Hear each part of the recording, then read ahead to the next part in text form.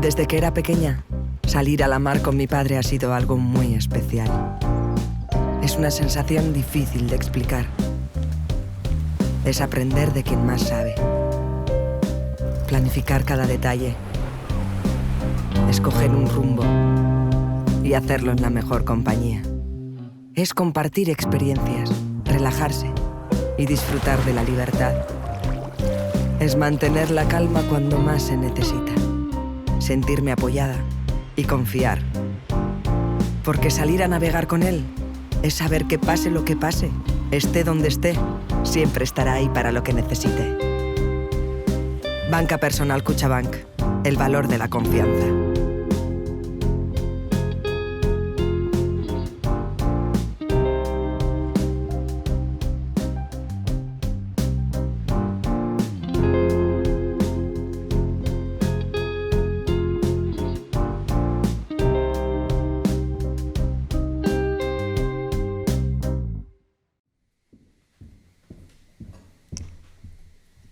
Arratsaldeon, buenas tardes, ongi etorri guztioi. Les doy la bienvenida a este acto. Soy Amaia Aritaraunabeña, directora de Banca Personal de Kutxabank. Gracias por acompañarnos hoy. Ondarea, aurrezkiak, lasaitasuna, familia eta etorkizuna. Guzti honi buruz hitz egingo dugu gaur. Eskerrik asko hemen egoteagatik. Es un placer compartir este espacio con ustedes y tener la oportunidad de hablar de algo que nos importa realmente, su patrimonio, sus ahorros, su tranquilidad y su futuro. En Kutxabank entendemos la gestión patrimonial como un acompañamiento personalizado, cercano y continuo que aporta soluciones a las diversas necesidades que tienen cada uno de ustedes. Y ahí queremos marcar la diferencia. Nuestra misión y la de cada gestor y gestora de banca personal es acompañarles en ese camino, aportando conocimiento, experiencia y profesionalidad. Zuetako bakoitzak historia eta helburu desberdinak dituzue. Banka pertsonaleko gestoren helburua bide horretan laguntzea da gure jakintza, ezagutza eta konfiantza eskainiz. Gaur, Joseba Orueta, Kutxabankeko ondare kudeaketaren zuzendaria eta Blanca Komin, Amundiko banka pribatuko salmenta zuzendaria izango ditugu entzungai. Doy paso a Joseba Orueta, director de gestión patrimonial de Kutxabank, y a Blanca Comín, directora de ventas para banca privada de la gestora internacional Amundi. Muchas gracias por su confianza y esperamos que esta jornada les sea de valor. Luego podremos comentarlo en un cóctel que se servirá en el hall. Joseba, nahi duzunean. Eskerrik asko. Pues soy Joseba. Había Joseba y Blanca, está claro que soy Joseba. Eskerrik askoren ere partez etortzeagatik. Kaixo, arratsaldeon, guztioi. Llevo unas cuantas presentaciones de estas. Algunos, si han repetido, pues me habrán visto más veces. Y siempre que te planteas hacer una presentación de estas, pues la primera cosa que tienes dentro es si vas a llenar las expectativas de los que vienen, ¿no? Habrá miles de expectativas aquí, ¿no? ¿Para qué vengo aquí? ¿Qué es lo que espero de esta presentación? Y es difícil, ¿no? Adaptarse a todas las personas. Nosotros en los últimos años, por convencimiento, no es cabezonería, es convencimiento, hemos hecho mucho hincapié en la parte ayuda a la planificación, al comportamiento, porque yo tengo una convicción personal desde hace muchos años de que el éxito cuando uno está planteando sus inversiones tiene que ver mucho más con cómo te comportas que con lo que sabes, ¿vale? Hay muy pocas cosas que vas a saber ciertamente en un mundo que es de probabilidades. Nada que merece la pena tiene un 100% de probabilidad de ocurrencia. Esto es lo primero que tenemos que aprender cuando nos enfrentamos a estas cosas. Pero en el comportamiento sí podemos, ¿no?, hacer que las cosas sucedan con mucha más probabilidad. Pero luego salgo al cóctel que hay después y las preguntas que me hace la gente, pues la gente parece que sale contenta de la charla. Me dicen, no, esto está bien, pero... Siempre hay un pero de ¿qué me pregunta la gente? Pues la gente pregunta normalmente sesgado o influenciado o leído de todos esos impactos de información que todos los días recibimos y que nos planteamos todo eso cómo influye en nuestras inversiones, ¿no?, en nuestros ahorros. Al final estamos en un mundo que está plagado de impactos y pese a intentar, digo por convencimiento, y además cerraré el círculo porque al final hablaré de comportamiento porque, ¿no?, la cabra tira al monte y yo como creo que eso sí ayuda, hablaré también de eso. Pero intentando adaptarme, ya uno es un poco mayor y le cuesta adaptarse, pero voy a adaptarme a lo que parece ser que la gente o mucha gente viene buscando estas presentaciones, voy a intentar responder a todas esas preguntas, ¿no? En un mundo en el que información, como se ve ahí, que lo hemos sacado del típico informativo americano, ¿no? Que las noticias pasan, ¿no? Las noticias pasan, nos dan la sensación de que todo pasa rápido, de que hay un montón de noticias y de que se nos escapan, ¿no? Nos crea ansiedad, buscan por más noticias y estamos continuamente sujetos a impactos. Así que para intentar responder a todas esas preguntas, que muchos de ustedes tendrán en la cabeza, le hemos preguntado a la inteligencia artificial cuáles son las 5 preguntas que más se han hecho este año referidos al mundo de las inversiones. Y son estas 5. Aranceles de Trump, cómo influye todo esto en mis ahorros, qué hay detrás de todo este tema. La propia inteligencia artificial nos ha dicho que se está preguntando mucho sobre acciones de inteligencia artificial, o sea, un poco presuntuosa, ¿no? La inteligencia artificial piensa que es muy importante, lo es. Hay una pregunta que está todo el rato, ¿no? También, ¿no? Nos están bombardeando de que las bolsas están en máximos y la pregunta es, ¿estamos en una nueva burbuja? ¿No? Los que tenemos tiempo en el mercado hemos vivido otras burbujas y pensamos, oye, ¿podemos estar en otra? Geopolítica, que tiene que ver con los conflictos, ¿no? Con las luchas de poder que hay en el mundo, y los tipos de interés, ¿no? ¿Qué está pasando con los bancos centrales? ¿Qué van a hacer los tipos? Que es una cosa que sabemos todos que es muy importante, ¿no? Lo que hagan los tipos de interés, ¿no? Nos afecta en nuestro endeudamiento, nos afecta a nuestro ahorro, afecta a las empresas, afecta a la actividad mundial. Y estas son las 5 preguntas sobre inversiones que más se han preguntado en el mundo. Cogidas así, no serían más que información. Mucha información. Y habrá opiniones, como esto es como decía mi abuela, como culos hay de todos los tipos, ¿eh? Va a haber opiniones para todos los gustos. Si cogemos, ampliamos el scope, ¿no? Miramos un poco más, las 15 más preguntadas, pues salen todas estas más. Y ya empezaríamos a volvernos locos, ¿no? Porque son un montón de preguntas. ¿Cómo voy a contestar a todas estas preguntas? Si cogemos la más buscada, que es el tema de los aranceles de Trump, y solo vemos esa, decimos es la más importante. Pues veríamos lo que ha pasado en ese gráfico que tiene esas montañitas, es cuándo han sido más frecuentes las búsquedas sobre información de aranceles de Trump. Y ven que durante muchos periodos este año ha habido picos. Uno, en el supuesto Liberation Day, que llamó Trump, el día de la liberación, que salió con una tabla y dijo, a este le voy a cobrar un 100%, a este un 120% porque soy Dios. Ese día fue pico de búsqueda del tema de aranceles, la gente se puso nerviosa y hubo caídas en el mercado del 15%. Hace 2 viernes volvió a decir algo sobre los aranceles respecto a qué iba a hacer con China en la negociación de las tierras raras. Yo todavía no, sé que son raras, y sé que es la tierra, ¿no? Pero sé para qué sirven, pero no sé lo que son las tierras raras. Pero en la negociación en el mundo parece que las tierras raras se han convertido en uno de los temas más importantes, porque son necesarias para la fabricación de microchips. Pues otra vez el Nasdaq cayó ese viernes un 3%, lo ha más que recuperado ya. Si atendemos a esto solo, pues seguramente este año hubiésemos tomado decisiones equivocadas, porque cada vez que ha pasado algo de eso ya ha tenido un impacto. De hecho, ese 15% de caída se recuperó en los 2 siguientes meses y ahora estamos otra vez en máximos. Así que si la información, saber, nos puede llevar también a una confusión, ¿no? Si no le damos una coherencia. En la presentación que hicimos pues hace unos meses, la primera del año, sacamos una frase de un filósofo, Epicteto, creo que se llamaba Epicteto, me corrigieron, dije Epicteto y era Epicteto, que decía que el conocimiento tiene que ver con saber conectar las diferentes partes de la información a la que accedes. La información per se vale poco si no eres capaz de conectarla. Así que vamos a intentar conectar toda esa información que hay en el mundo en 2 megatendencias que creemos que nosotros están conectando toda esa información que hay en el mundo. Una tiene que ver con el papel de Estados Unidos en el mundo y si está en este momento en discusión que Estados Unidos sea la fuerza hegemónica. Y 2, tiene que ver con si estamos en una nueva revolución tecnológica vinculada con la inteligencia artificial y otros desarrollos. La primera pues tiene detrás un montón de noticias de las que hemos visto.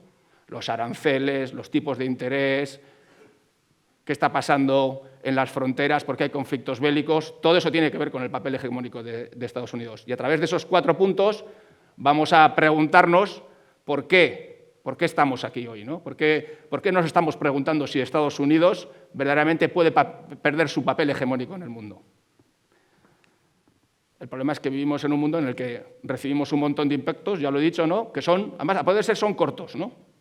Queremos impactos cortos. Vivimos en un mundo en el que la gente tiene poca tendencia a leer. Yo, que voy a cumplir 32 años en esta empresa en diciembre, se ríen ya los de primera fila porque lo cuento siempre, cada año cuento 31, este voy a hacer 32. Tuve un tutor, creo que fue mi tercer tutor, nos ponían tutores, que se llamaba Manfred Nolte Aramburu, que era director general. Manfred Nolte, de origen alemán y de madre de Zarauz, Aramburu.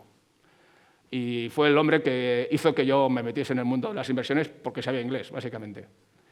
Me mandó a Suiza, a Alemania, a Madrid, a bregarme. Y cuando estaba en Alemania, que estuve medio año, además casi en invierno, y en Stuttgart, que es uno de los pueblos más aburridos de Alemania, pues al de unos meses le llamé y le dije, Manfred, aquí estoy perdiendo el tiempo. Me estoy aburriendo como una ostra y aquí no estoy haciendo nada. Me estoy leyendo unos libros así de gordos y no estoy haciendo nada. Y me dijo, hay que leer muchos libros muy gordos para sacar 2 ideas buenas. Lo que pasa es que vivimos en un mundo en el que hoy casi hay gente que hace apología de la no lectura, ¿no? Hemos tenido hace poco una señora, María Pombo, que ha dicho que leer es de, ¿no? que tampoco le demos tanta importancia a lo de leer, que no se crea tan lista la gente que lee, ¿no? Bueno, este es el mundo al que nos enfrentamos. Yo creo que hay que leer mucho para sacar pocas conclusiones, muy poquitas. Y vivimos en un mundo de muchas conclusiones con muy poca lectura. Vivimos en un mundo en el que Estados Unidos ha sido la fuerza hegemónica desde la Segunda Guerra Mundial. ¿Por qué? Bueno, pues porque la Segunda Guerra Mundial destruyó Europa, destruyó Japón, y Estados Unidos se encontró con un montón de gente regresando de la guerra, porque tenía desplegado por el mundo miles y cientos de miles de personas que habían estado guerreando, les tenía que dar empleo y no tenía dónde vender su producto porque estaban arruinados. Europa, Japón, estaban destruidos. La otra potencia que había sido algo en la guerra y que fue de las ganadoras fue Rusia.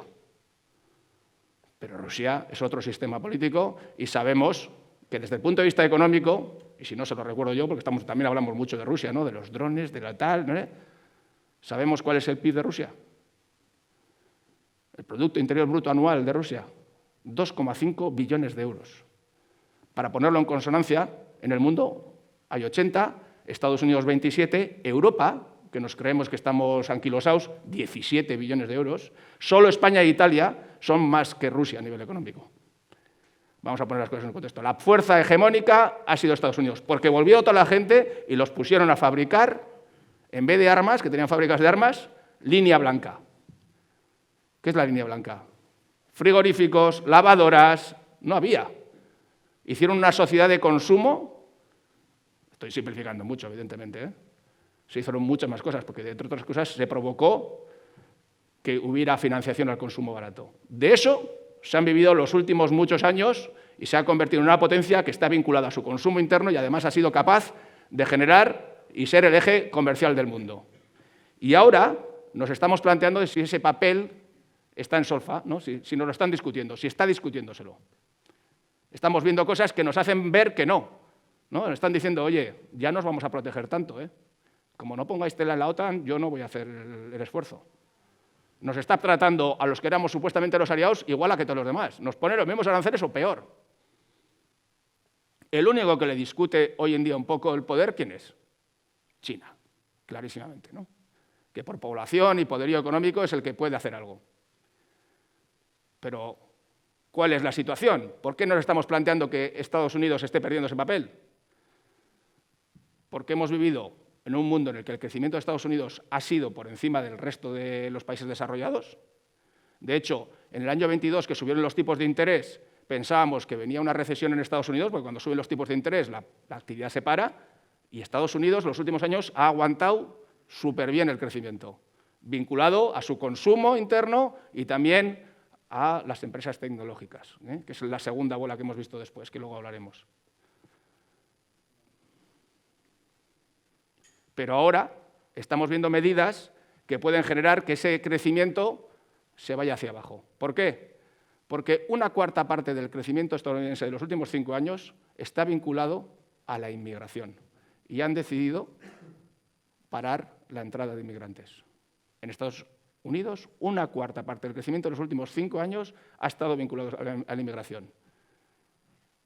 Eso, más una tasa de ahorro que está en mínimos, pero que ante una incertidumbre y una inflación que todavía está ahí, va a generar menor consumo, va a generar ciertos problemas para el crecimiento estadounidense, que, como todos sabemos, su mayor componente es el consumo interno. Así que es muy probable que en los próximos años tengamos un crecimiento en Estados Unidos por debajo de su inflación, lo cual no es un entorno muy bueno, como todos sabemos. Además de eso, Estados Unidos tiene una deuda pública inmensa. Es verdad que esto es un problema bastante generalizado. España también tiene una deuda pública por encima del 100%. El problema de Estados Unidos no solo es que esté en el 120, ven ahí el gráfico, está haciendo máximos, en el COVID hubo esto no es de Trump solo, esto ha sido todos los gobiernos, pero estamos en niveles de deuda de la Segunda Guerra Mundial otra vez. Y con el COVID hubo un acelerón. Y cuando crece la economía se supone que tienes que ir mermándola, pero no se ha mermado. Seguimos teniendo un gran endeudamiento en Estados Unidos. Se gasta más que lo que se ingresa, con lo cual se sigue acumulando deuda. ¿Qué le pasa a Estados Unidos? Que hoy en día lo que paga de intereses por esa deuda es su mayor gasto. El mayor gasto que tiene Estados Unidos como país en su asignación, que pagará pues, lo que pague, ¿no? de sus presupuestos. En España lo que más se paga es sanidad y educación. Pues en Estados Unidos el mayor gasto de la cuenta de gastos de Estados Unidos es el pago de la deuda. Y además, estamos en un momento en el que Trump quiere establecer medidas, lo que se llaman liberales, es decir, bajar impuestos para reactivar la economía, teoría liberal, lo cual genera menos ingresos, ¿no? Si baja los impuestos, menos ingresos. Con lo cual, ¿cómo quiere arreglar esto? Subiendo los aranceles. Porque los aranceles son impuestos que pagan otros y yo con eso compenso los gastos que estoy teniendo. ¿Cuál es el problema?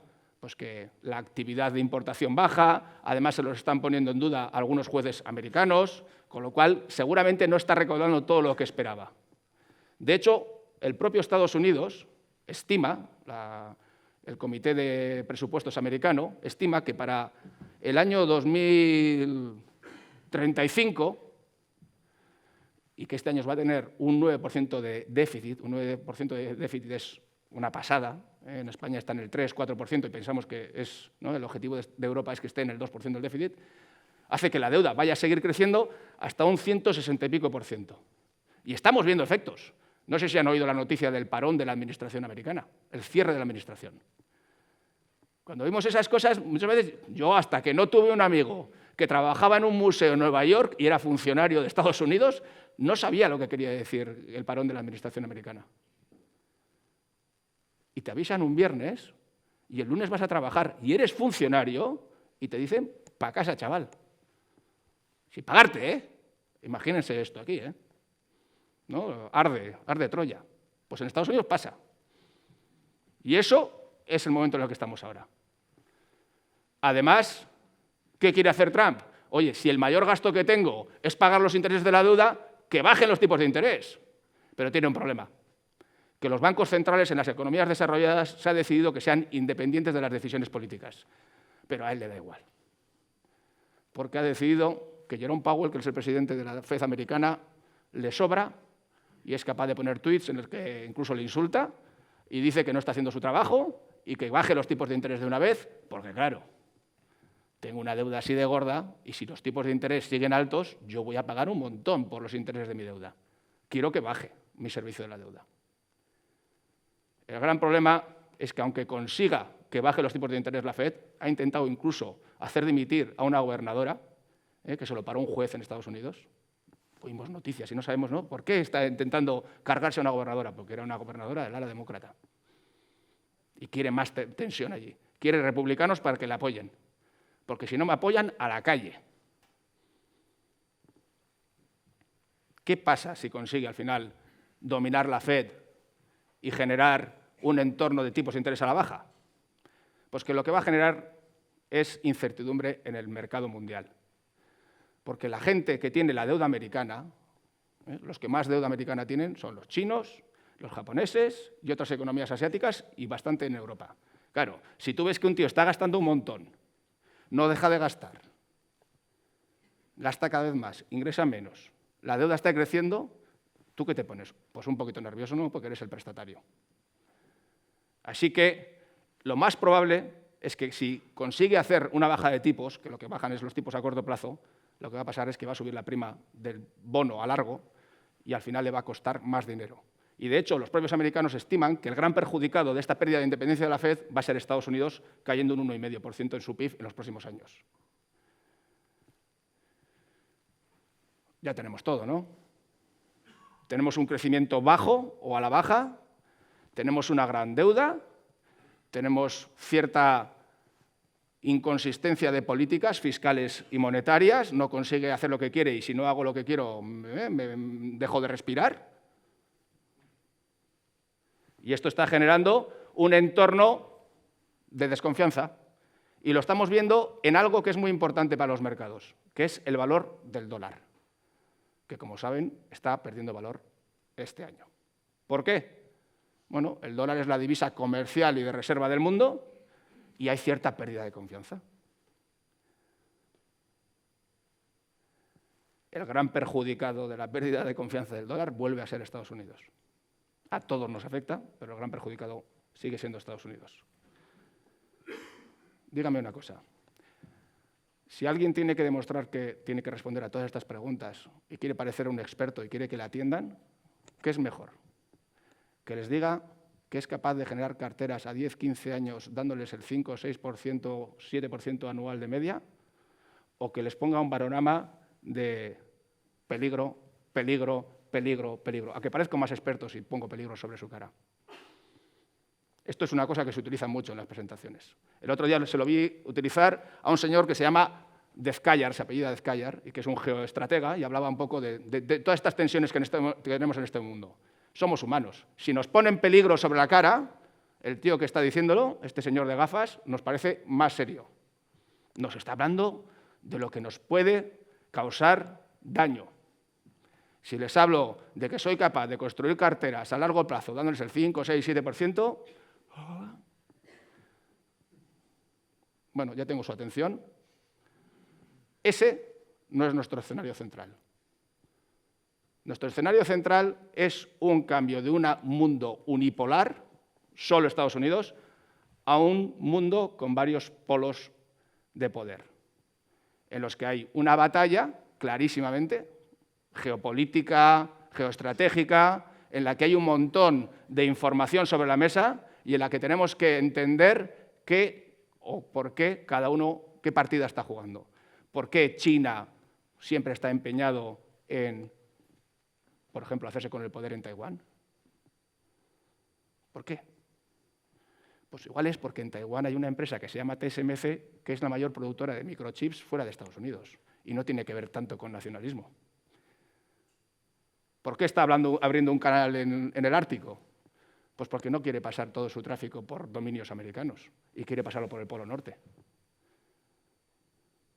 ¿Por qué Estados Unidos está tan preocupado con lo que está pasando en Latinoamérica, en ciertos gobiernos, o está penalizando a Europa? Porque quiere una reacción de sus aliados en la OTAN. Yo no creo que Trump sea tonto, ¿vale? Es verdad que muchas veces lo parece, lo siento mucho, pero a veces lo parece. Pero no creo que sea tonto, no lo creo.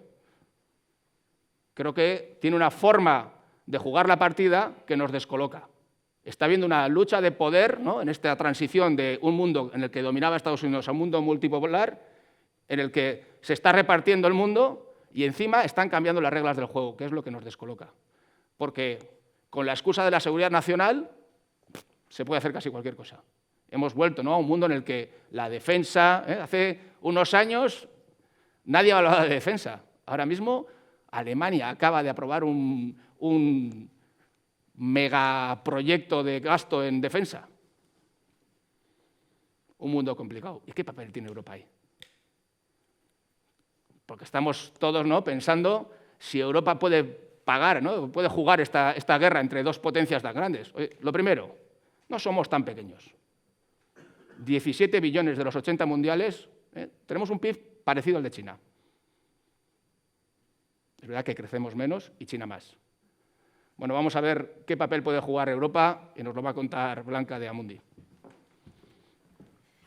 Muchas gracias, Joseba. Arratsaldeon, es un placer estar un año más aquí en Donosti, que son muchos veranos ahí en Montigueldo y por los montes de Jaizkibel y tal, o sea que es una gozada estar por aquí. Pues que como bien ha explicado Joseba, en todo este contexto la pregunta que nos estamos haciendo todos es realmente Europa qué papel tiene, cuál es el papel de Europa, dónde se ha quedado desde un punto de vista tanto geopolítico, económico, como desde el punto de vista de la importancia que tiene a la hora de la toma de decisiones. Es verdad que ha habido tres hechos que han hecho realmente a Europa replantearse cuál es su estrategia en el medio y largo plazo.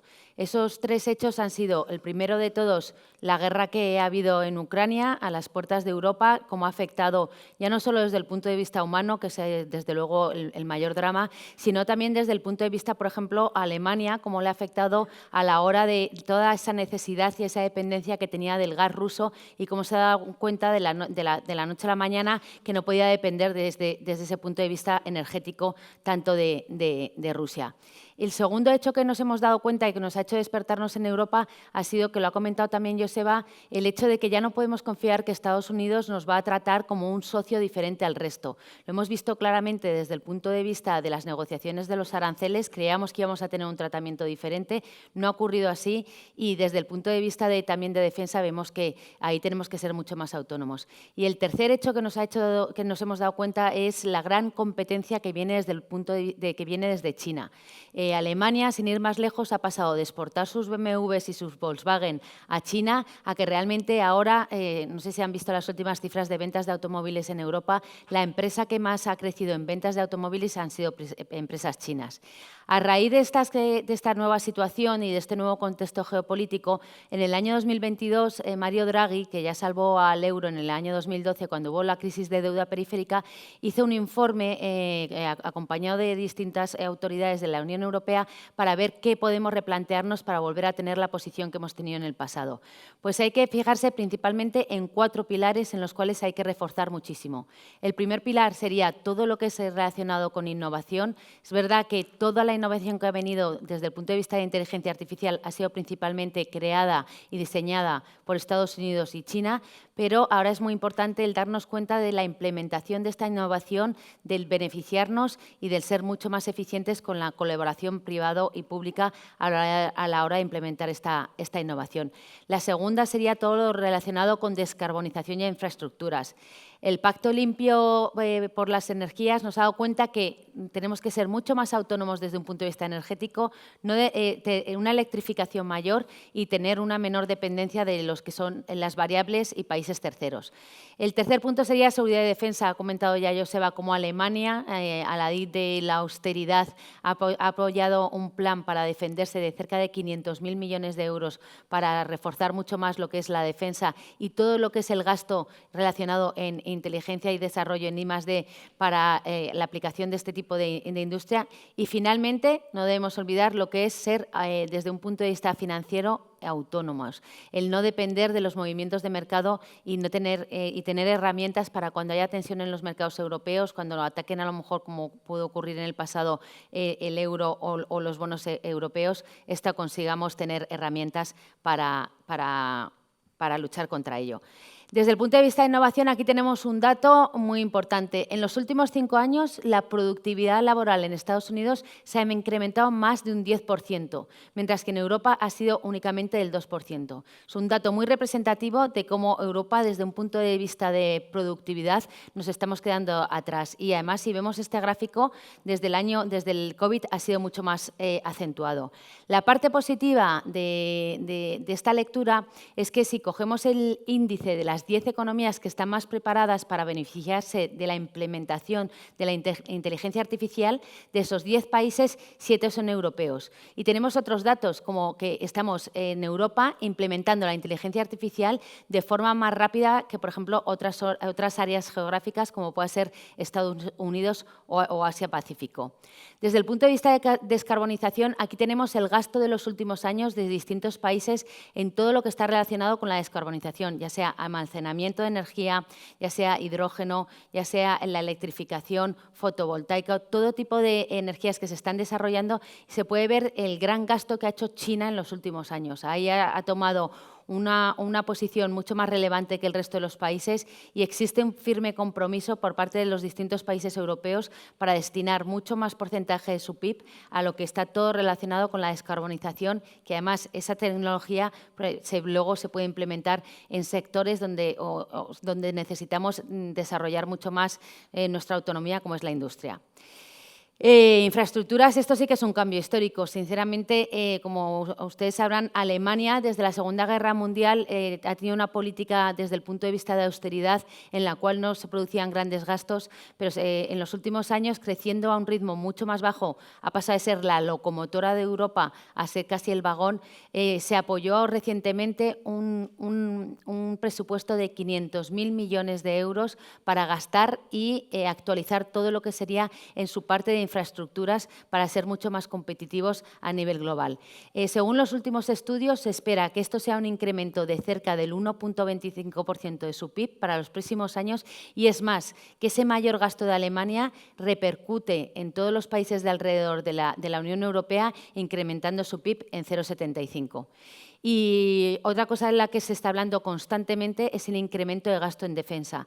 No sabemos si el incremento de gasto en defensa va a ser del 2,5% del PIB, como está pidiendo la Unión Europea, o del 5%, como está pidiendo la OTAN. Pero la realidad es que este gasto se va a incrementar muchísimo. Y además se incrementa a través de un pacto, el paquete que hay para incrementar la defensa, estamos hablando de 500.000 millones de euros, de los cuales cerca de 350.000 se va a hacer a través de ayudas fiscales y 150.000 a través de préstamos directamente a empresas relacionadas con defensa. Hemos visto en los últimos meses como empresas relacionadas que cotizan en bolsa con todo lo que es defensa ya se han visto beneficiadas ante la previsión de este mayor gasto y mayores ingresos. Y tenemos que ver el tema de la fortaleza de la estabilidad fiscal. Tenemos distintos planes y pactos que se han aprobado por parte del Banco Central Europeo.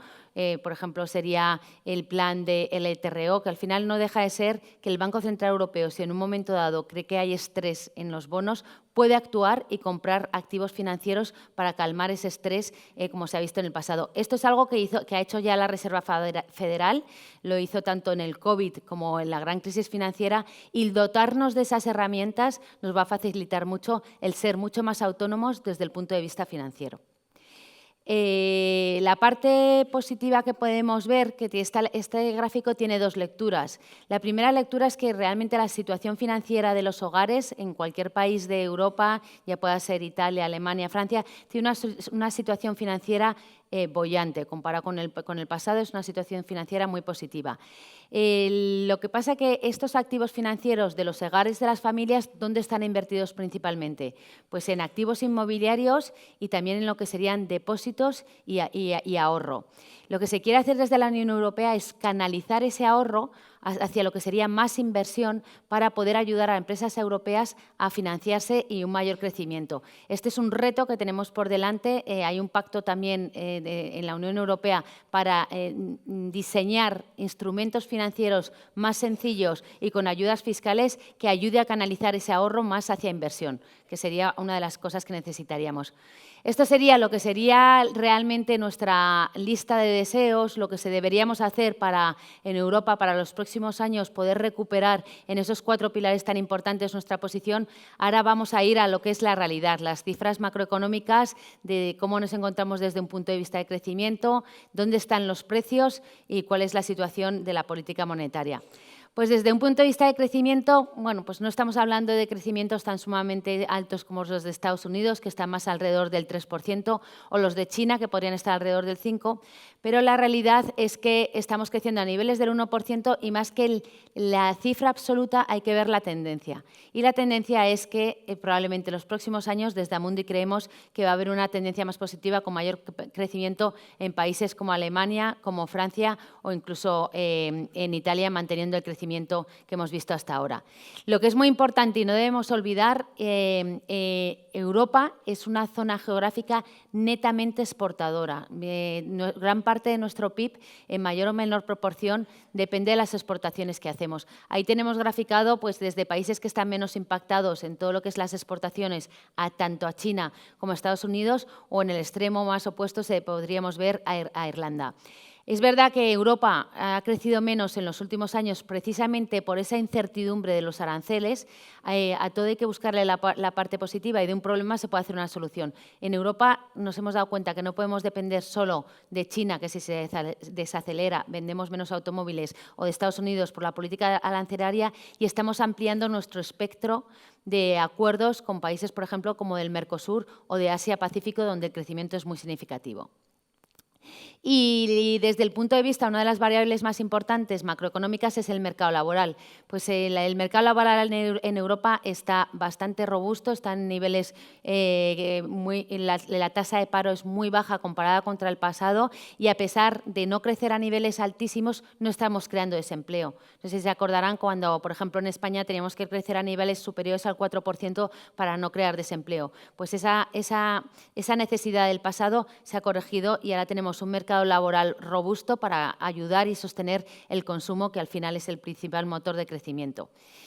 Y aquí lo que tendríamos que ver es realmente, una vez más, la tasa de ahorro y cómo ese ahorro va a pasar a financiar todos los productos, cómo va a pasar a financiar estas necesidades que hemos comentado. Y la parte positiva es, en la parte de la derecha verán el crédito. El crédito está empezando a reactivarse. El crédito por parte de las entidades financieras se empieza a reactivar y esto al final es un motor para el consumo muy importante. Y aquí refleja la política monetaria lo que ha pasado en los últimos años.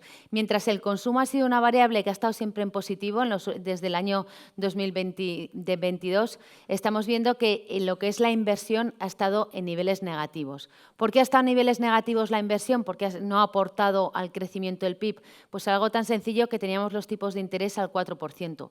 Cuando los tipos de interés están muy altos, las empresas no se endeudan, no hacen más formación bruta de capital, no invierten más. Ahora que han bajado los tipos desde el 4 hasta el 2, gracias al Banco Central Europeo que los ha estado bajando ante la perspectiva de que tenemos una inflación mucho más controlada, creemos que ese motor de la inversión lo vamos a ver de forma positiva para los próximos ejercicios. Y finalmente ya no se puede hablar de variables macro sin comentar lo que sería todo el tema de la inflación y los niveles de precios. Aquí pueden ver la descomposición por colores de cómo aportaba la inflación en nivel global. Principalmente en el año 2022 fue el pico que se produjo a raíz de la crisis de la guerra de Ucrania y cómo la energía tuvo un impacto importantísimo en nuestros niveles de inflación. No podemos olvidar que llegamos casi a niveles del 10% de inflación en un momento dado y es increíble cómo a través de distintas políticas se ha corregido y se ha conseguido amainar, sobre todo la parte del impacto energético y ahora mismo, gracias a estar a los niveles del 2%, que es el objetivo que tiene el Banco Central Europeo, se han podido bajar los tipos de forma significativa. En Estados Unidos, por ejemplo, todavía no han conseguido hacer ese ejercicio.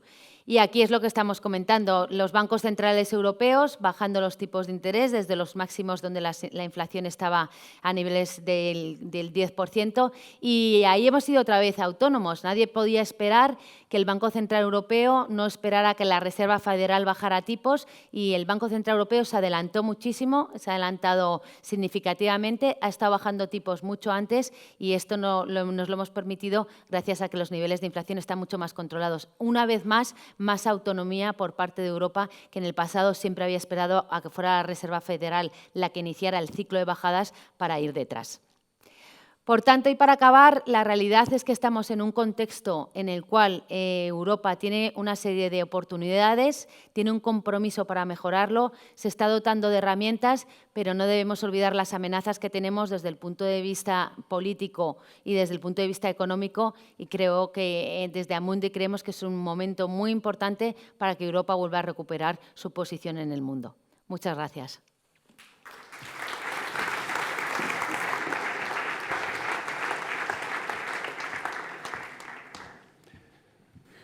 Europa. Hay una oportunidad de verdad.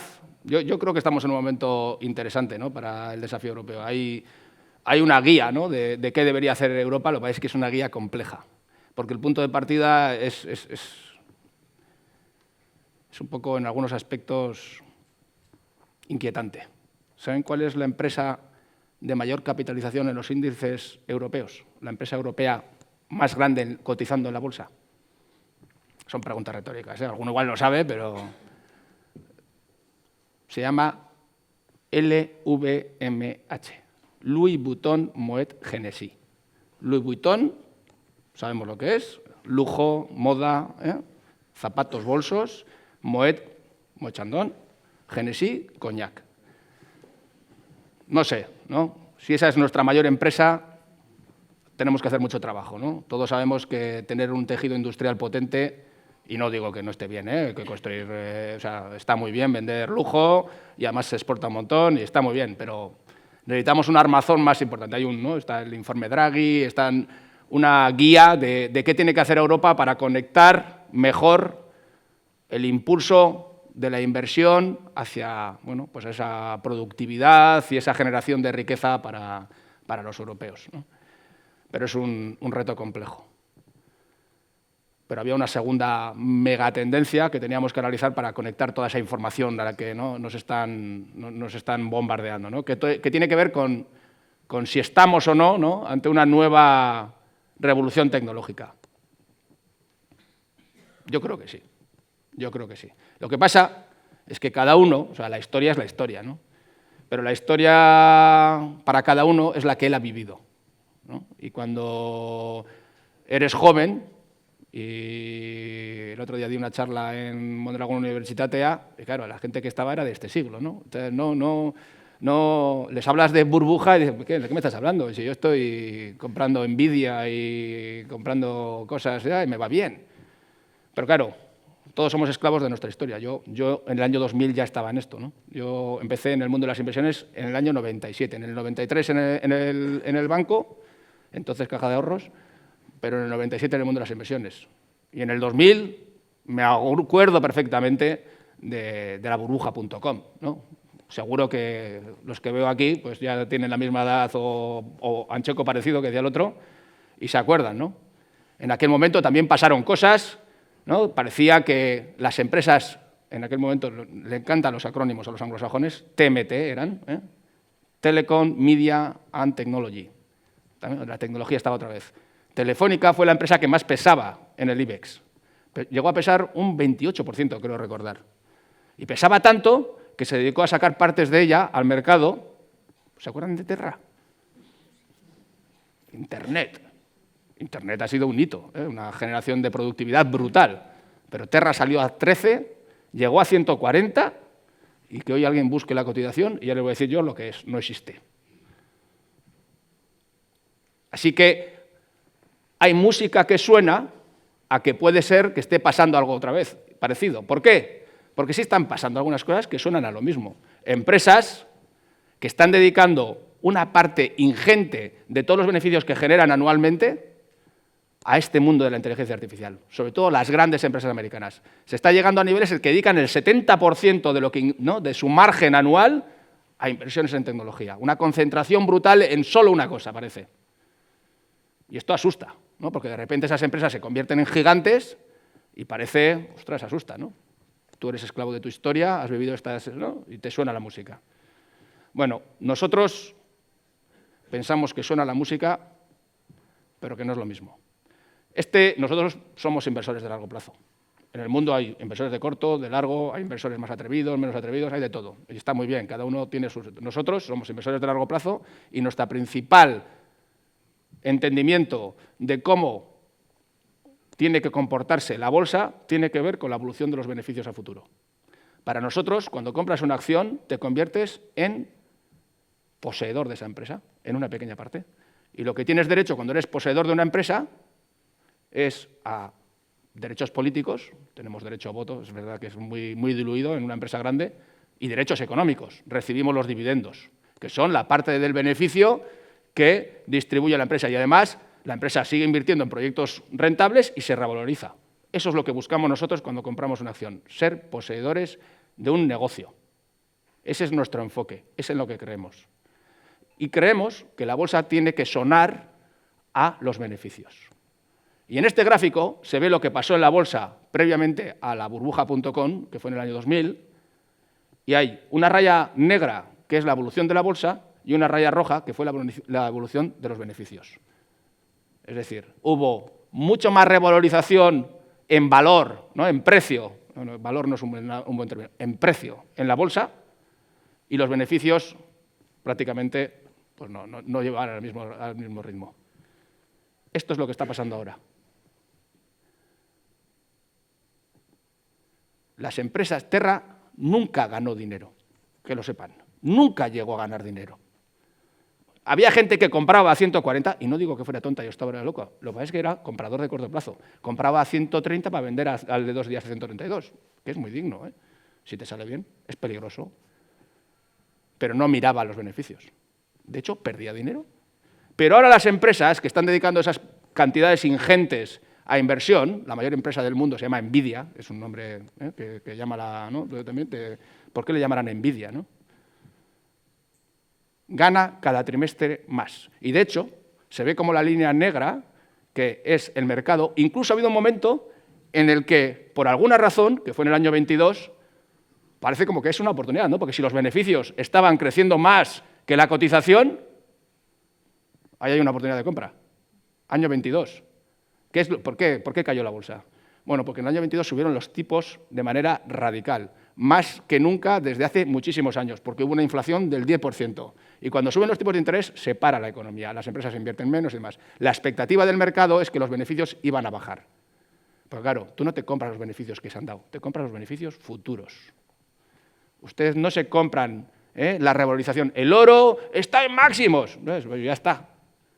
Si vamos a comprar oro es porque va a subir más, ¿vale? Resulta que ahora lleva 2 días cayendo un 8 y ya, todos los que hablaban del oro, yo no sé cómo se halla el valor del oro, porque no puedo descontar beneficios futuros. El oro ni te lo comes, ni tienes... No digo que esté mal invertir en el oro, no digo que sea eso. Digo que no es la forma en que nosotros entendemos la inversión. Nosotros compramos beneficios futuros. Y pese a que la bolsa no está sobrevalorada desde el punto de vista de cómo ha sido la evolución de los beneficios y de la cotización, pese a que esté en máximos, el IBEX está en máximos. El BBV está en máximos. Después, que es muy paradigmático, ha habido una lucha durante 17 meses entre 2 bancos, sale lo que no quiere el grande, y el que sube en bolsa es el grande y el que baja es el otro. Como para entender esto, ¿verdad? ¿Son sostenibles estos beneficios? ¿Son sostenibles estos beneficios? Es lo que hay que preguntarse. Pero por lo menos ya sabemos que la cotización hasta ahora, aunque suene la música, no es lo mismo. Las empresas están ganando mucho dinero, las que se están dedicando a esto, las empresas tecnológicas. Si son sostenibles o no, hay que verlo, ¿no? Y este es un informe que sacó el MIT, el Massachusetts Institute of Technology, que es una entidad libre, americana, que no está supuestamente sesgada, muy académica, y sacó un informe que la prensa se hizo eco de estas noticias. De hecho, fue tan polémico este informe que lo quitó de su web. Ahora lo puedes encontrar a través de otros medios, pero ellos lo quitaron de su web. Porque decía que el 95% de las empresas que estaban invirtiendo en IA, en tecnología, no estaban teniendo un resultado de mayores ventas. Esto causó cierto revuelo y, de hecho, el Nasdaq cayó un 3% ese día. Lo que pasa es que, una vez más, la prensa sacó el titular. Y como pareces mucho más experto cuando pones el peligro que cuando dices la verdad, oye, me está diciendo que no están ganando dinero. Bueno, pero es que dijo muchas más cosas. Dijo, por ejemplo, que es verdad que las empresas grandes todavía no están viendo una revolución en sus ingresos vinculada a toda la inteligencia artificial, pero que sí están teniendo unos ahorros de costes importantes. Y ya saben que el beneficio es ingresos menos gastos. Entonces, también se gana más si tienes ahorros en costes. No es tan bonito, y a mí me gusta más cuando es generación de ingresos, pero también es verdad que las tecnologías tienen una curva de aprendizaje. Y también dijo que las empresas pequeñas ya están viendo procesos de mejora de ingresos a través de todas estas tecnologías. Lo que pasa es que las empresas grandes les cuesta más, ¿no? Son más armatrostes y les cuesta más implementar. Así que la sostenibilidad de los beneficios la veremos, como decía el otro, pero a mí me suena bien. Yo soy optimista prudente con la economía europea y también con este impacto. Los análisis respecto a qué impacto va a tener esta tecnología en el PIB mundial hablan de que de 80 billones, que les he dicho, 80 billones de dólares que es el PIB mundial, recuerden el reparto, 27 Estados Unidos, 17 China, 17 Europa, Rusia 2,5. Luego está Japón, hay países asiáticos que tienen PIBs importantes. Rusia no es un jugador en esto. Es jugador en otras cosas. Tiene un botón con armas nucleares y eso es un problema. Pero como país está arruinado, de hecho. El impacto de la inteligencia artificial, porque esta bola también está conectada con la geopolítica y con la hegemonía de Estados Unidos, por eso hay tanta lucha por ciertas empresas en el mundo y por proteger la propiedad intelectual, va a ser de 15 billones. 15 billones de incremento en el PIB sobre 80. Porcentaje relevante de crecimiento inducido por esta tecnología. Así que nuestro posicionamiento es optimismo prudente. Optimismo prudente. Porque si hay una burbuja o no, depende de muchas más cosas. Evidentemente, si los beneficios acaban derrumbándose, pero hasta ahora se están sosteniendo. Y nosotros creemos que tienen visos de sostenerse porque creemos que hay una capacidad de crecimiento inducida de esta tecnología, nosotros y mucha gente. Si hay una burbuja o no, se ve en otras muchas cosas. En la burbuja del .com que hemos hablado antes fue diferente porque los beneficios no existían. Otra burbuja que vivimos fue en el 2008-2009, ¿no? La burbuja inmobiliaria.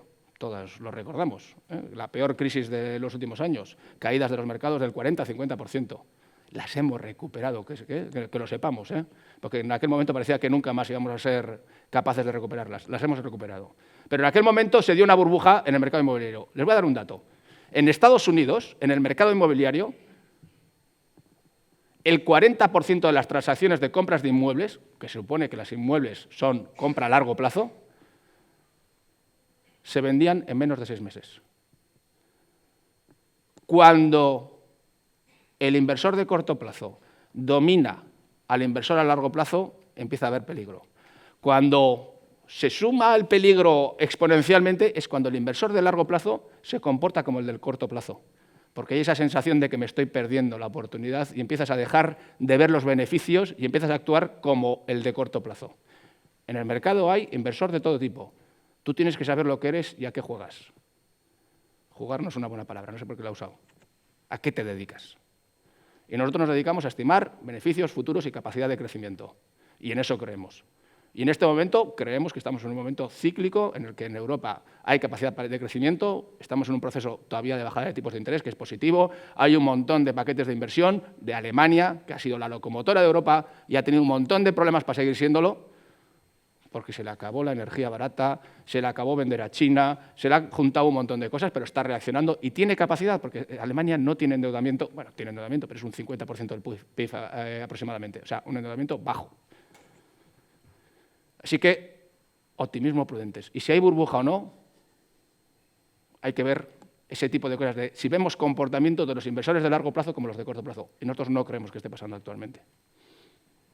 Así que, ante toda esta información, viene la parte del comportamiento, que a mí es la que me gusta.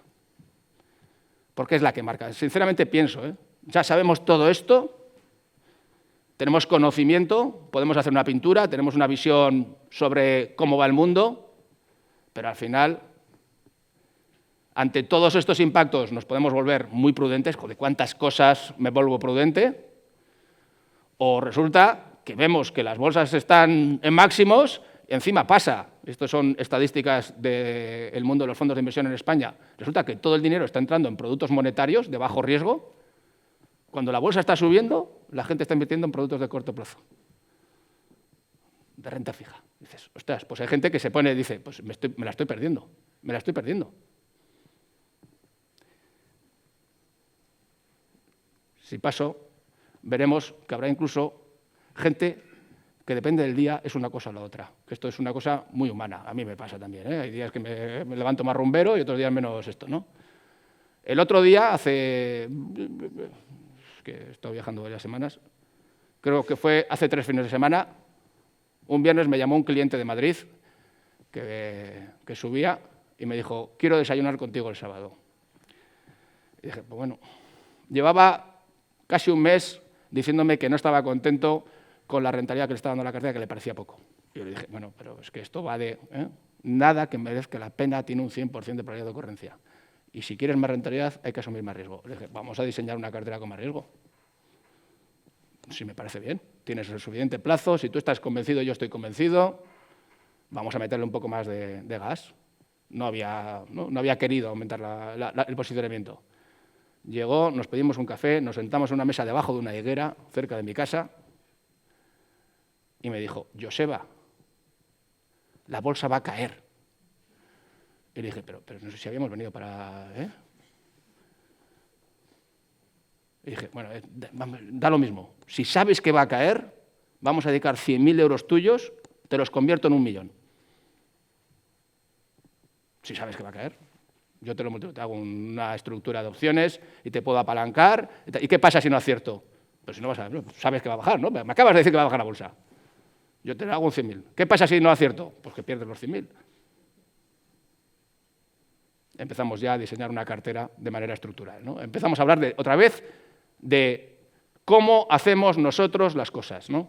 Y nosotros pensamos en estructuras de inversión que están adaptadas a sus horizontes, a sus objetivos, a su capacidad de dormir por las noches con sus inversiones, a su capacidad de tolerar riesgos, a su capacidad de entender que esto no es un casino y que esto no va de doblar tu pasta en 1 año ni en medio año. Esto va de inversiones que me den una rentabilidad razonable a largo plazo. Nos cuesta entender la geometría de los intereses. Los intereses son geométricos, se componen. Sabemos sumar, 5% un año, otro año 5%, 10, otro año 5%, 15, otro año 5%, tal. Pues no, el mercado no funciona así. Al 7,2% en 10 años doblas. En 20 años multiplicas por 4 y en 30 años multiplicas por 8. Y 100.000 en 30 años al 7,2%, que es una rentabilidad que se puede conseguir con pimienta, has multiplicado por 8 tus inversiones.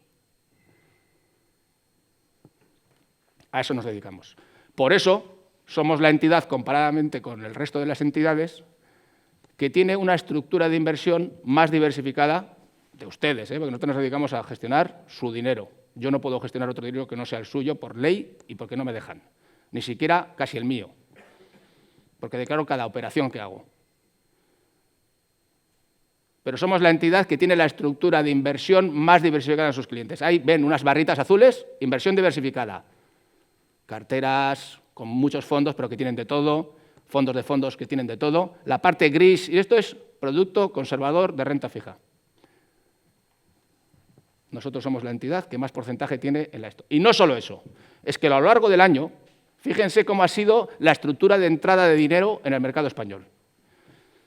Hacia arriba dice que entra, hacia abajo dice que sale.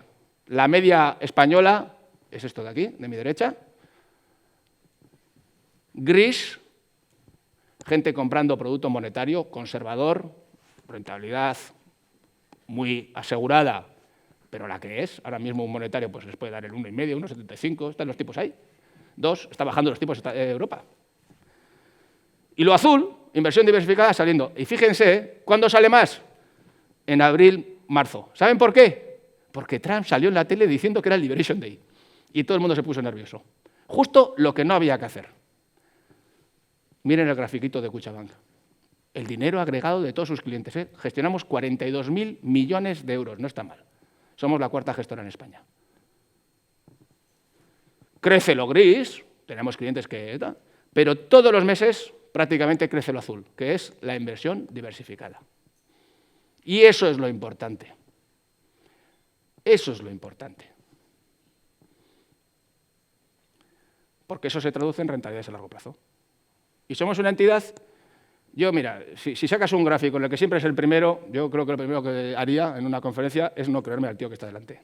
Y no se lo voy a decir, estos son datos de Inverco, se puede comprobar. Yo les puedo demostrar que somos a 9 años los terceros del mercado, entre las 12 más grandes que tienen el 90% del mercado. Dicen, pues joder, yo quiero el primero. Oye, este año somos los segundos, hemos sido 3 años los primeros, tuvimos un año 24 que fue bueno, pero nosotros fuimos tenemos años mejores, pero de media estamos siempre en la parte de arriba. Pocos sustos. De hecho, siempre tenemos buenos años cuando hay sustos. El mejor año que hemos tenido fue el año de la pandemia, el 2019.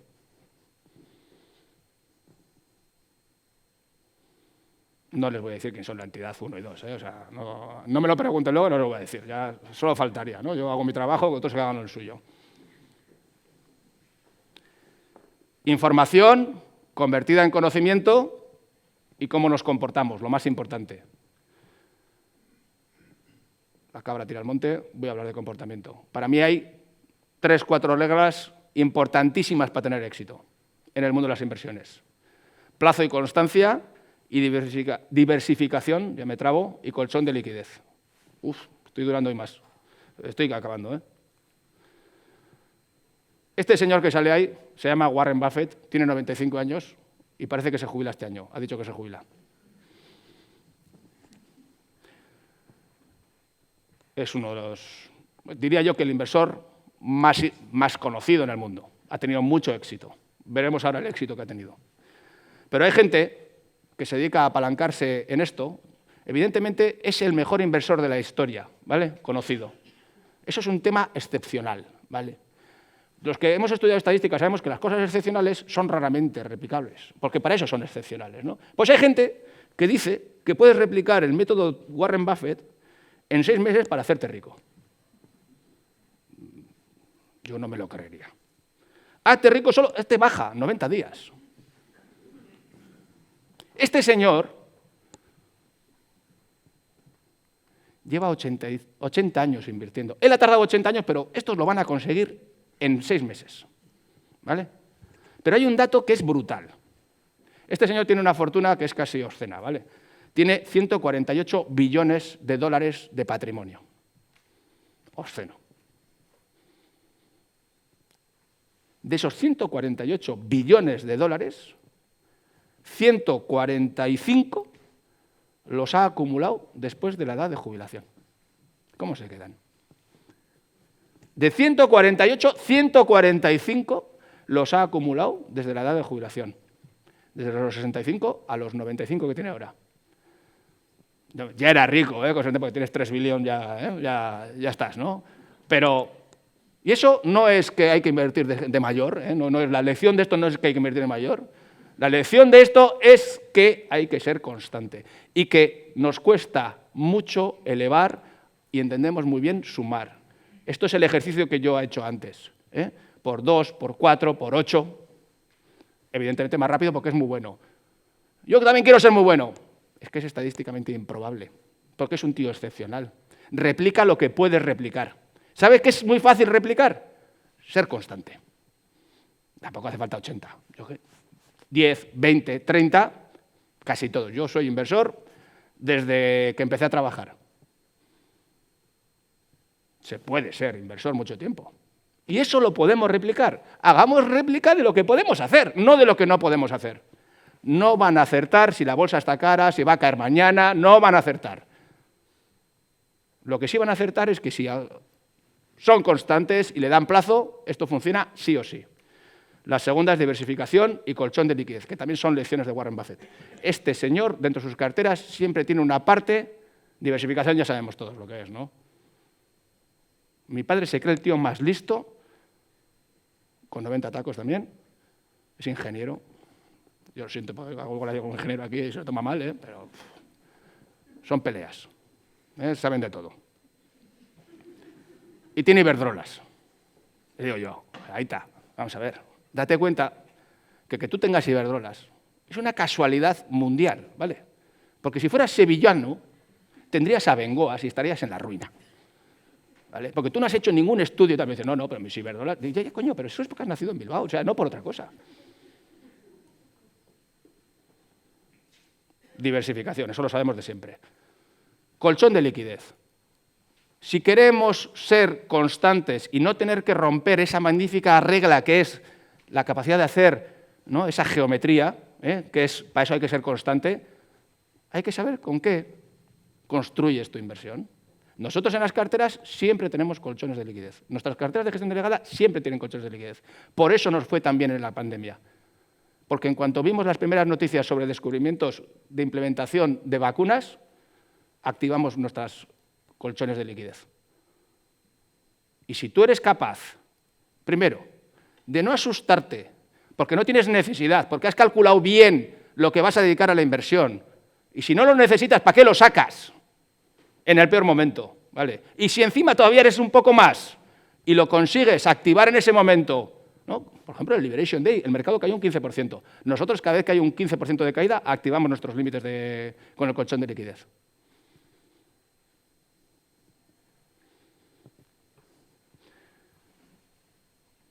Planificación personalizada. Sus objetivos son solo suyos, su plazo es solo suyo, su capacidad de tolerancia al riesgo es solo suyo. Visión estructural es todo esto, es hazte con una cartera diversificada, piensa bien qué es lo que puedes invertir, construye una cartera que pueda reaccionar, nosotros las construimos así, y déjense acompañar, yo se lo recomiendo, porque si no, el cliente de Madrid que pasó por esto estaba dispuesto a vender todo, pese a que una semana antes había pensado que tenía poca rentabilidad, pero alguno le había dicho que la bolsa iba a caer porque hay una burbuja. Está todos los días en las noticias, ¡una burbuja, una burbuja! Déjense acompañar. Es que ricasco.